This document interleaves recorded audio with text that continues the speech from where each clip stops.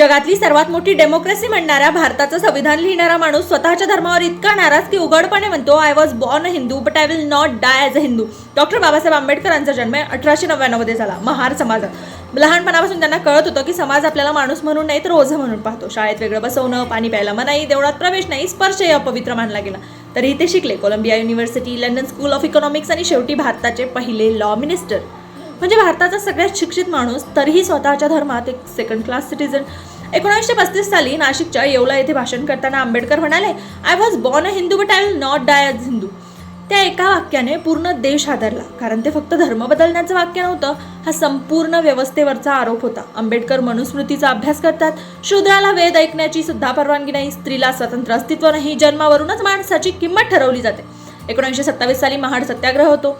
आंबेडकरांनी सार्वजनिक तलावातून पाणी प्यायलं. ते उच्चवर्णीयांनी तो तलाव गंगाजलाने शुद्ध केला. म्हणजे पाणी सुद्धा घाण झालं. माणूस प्यायल्यामुळे अपवित्र झालं.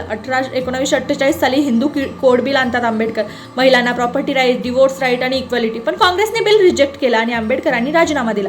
तेव्हा ते म्हणाले, मी कायदे बदलू शकतो पण माणसांची मानसिकता नाही. आंबेडकरांनी सगळ्या धर्मांचा अभ्यास केला. ख्रिश्चन, इस्लाम, शीख आणि शेवटी बौद्ध धर्म स्वीकारला. कारण त्यांना असा धर्म होता जिथे माणसाला जन्माने नाही तर कर्माने मोठं समजलं जातं. 1956 साली नागपूरमध्ये सुमारे 5 लाख लोकांसमोर आंबेडकरांनी बौद्ध धर्म स्वीकारला. ते म्हणाले, धर्म तो जो माणसाला माणूस बनवतो, गुलाम नाही. त्या एका निर्णयाने आज भारतात 60 कोटींपेक्षा जास्त बौद्ध समाज झाला. एका माणसाचा निर्णय लाखो लोकांचं आयुष्य बदलून गेला. आणि खरा प्रश्न हा नाही की त्यांनी हिंदू धर्म का सोडला. खरा प्रश्न हा आहे की हिंदू समाजाने आंबेडकरांना का गमावलं.